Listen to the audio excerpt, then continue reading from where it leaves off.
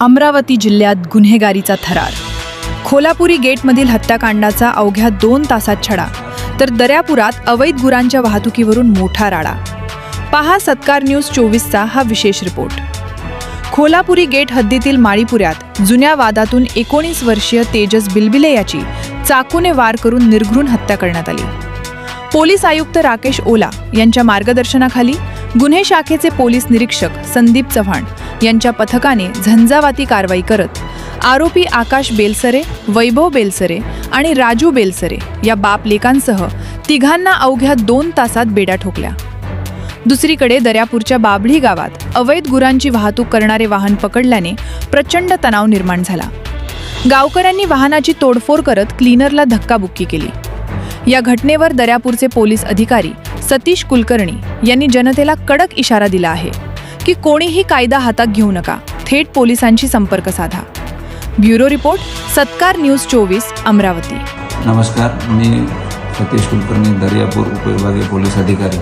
दिनांक 17/5/2026 रोजी Daryapur police station अंतर्गत Babli T point, Babli bridge येथे काही तरुणांनी गोवंश वाहतूक होत असल्या कारणाने त्यांना मिळालेल्या माहितीवरून एक वाहन अडवून वाहनात असलेल्या गोवंशाची मुक्तता केली. तसेच त्या दरम्यान त्यांनी वाहनाची तोडफोड देखील केलेली आहे आणि त्या तोडफोडीमध्ये वाहनाचा क्लीनर जखमी झाला आणि त्या कारणाने परिसरात तणावाचे वातावरण निर्माण होऊन गैरकायद्याची मंडळी तिथे जमा झाली आणि त्यांच्यात घोषणाबाजी, शाब्दिक बाचाबाची झालेली आहे. आणि मिळालेल्या माहितीवरून पोलीस तात्काळ तिथे दाखल झाले डायल 112च्या कॉलवरून आणि परिस्थिती नियंत्रणात आणलेली आहे. कालच्या घटनेमध्ये पोलीस स्टेशन दर्यापूर येथे विविध सेक्शन अंतर्गत 3 गुन्हे दाखल करण्यात आलेले आहेत.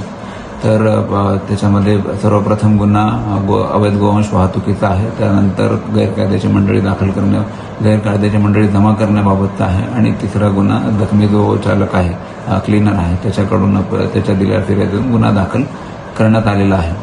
सदर घटनेचं अवलोकन केले असता काही तरुण मंडळी गोवंश वाचवण्यासाठी सुमोठो पुढाकार घेताना दिसत आहेत आणि गैरकायदेशीर मार्गाचा अवलंब करून वाहनाची अडवणूक करत आहेत आणि त्याच्यामुळे कायदा सुव्यवस्थेची परिस्थिती निर्माण होत आहे. तर सर्वांना याद्वारे आवाहन करण्यात येते की कोणीही अशा प्रकारे गोवंश वाहतूक असेल किंवा इतर कुठल्याही अवैध वस्तूंची वाहतूक असेल, आपल्याला मिळालेल्या माहितीवरून त्वरित पोलिसांशी संपर्क साधावा आणि जर कोणी स्वतः सुमोटो अशी कारवाई करत असेल, पोलिसांना माहिती देत नसेल, तर अशा व्यक्तींविरुद्ध उचित कारवाई, उचित प्रकारचे गुन्हे दाखल करण्यात येतील. तर सर्वांना परत एकदा आवाहन करण्यात येते की अशी कुठलीही माहिती आपल्याला मिळाली असता स्थानिक पोलीस स्टेशन प्रभारी, उपविभागीय पोलीस अधिकारी यांना आपण त्वरित माहिती द्यावी आणि त्याच्यावरती उचित कारवाई करण्याची पूर्णपणे प्रयत्न पोलीस करतील. थँक्यू.